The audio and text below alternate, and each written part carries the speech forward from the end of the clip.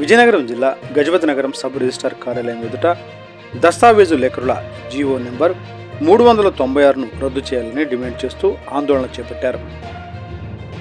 ప్రభుత్వం ప్రవేశపెట్టిన విధానాల వల్ల ఎన్నో దశాబ్దాలుగా ఈ వృత్తిపై ఆధారపడిన తమ ఉపాధికి తీవ్ర నష్టం వాటిల్లే పరిస్థితి ఏర్పడిందని ఆవేదన వ్యక్తం చేశారు. జీవోను వెంటనే ఉపసంహరించుకుని దస్తావేజు లేఖరుల జీవనోపాధిని కాపాడాలని ప్రభుత్వాన్ని కోరుతూ తమ నిరసన కొనసాగిస్తామని తెలిపారు. Today TV staff reporter, Vizianagaram జిల్లా.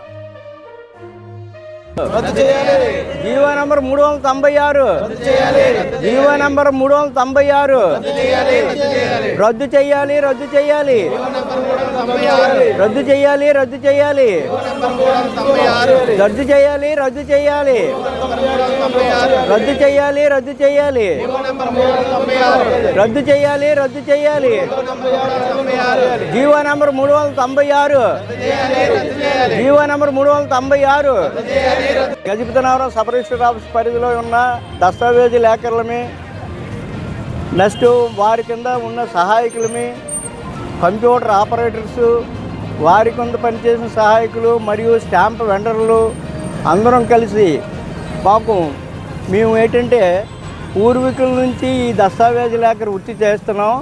మేము ఇంకో వృత్తికి కూడా మేము వెళ్ళడానికి వీల్లేని విధంగా మేము ఉన్నాము. మా తాతండ్రుల నుంచి కూడా ఈ వృత్తి చేస్తున్నారు.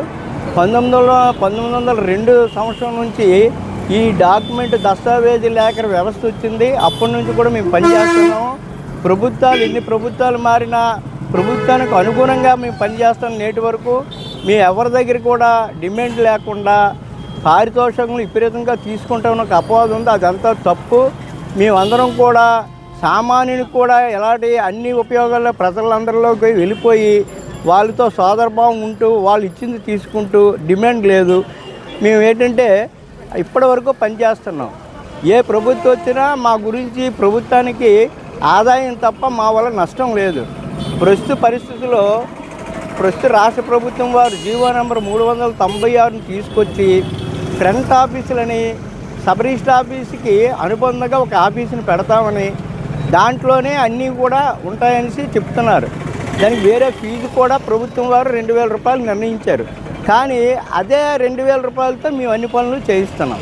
కానీ మమ్మల్ని అందరినీ లక్షలాది మంది కుటుంబాలని రోడ్డును పడినట్టు ఈ 396 జీవో తెలియపరుస్తుంది. మేము ప్రభుత్వానికి వ్యతిరేకం కాదు.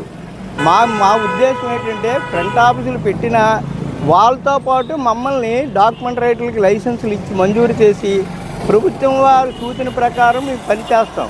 మమ్మల్ని కూడా అందులో భాగస్వామి చేయాలని ప్రభుత్వాన్ని మేము కోరుతున్నాం.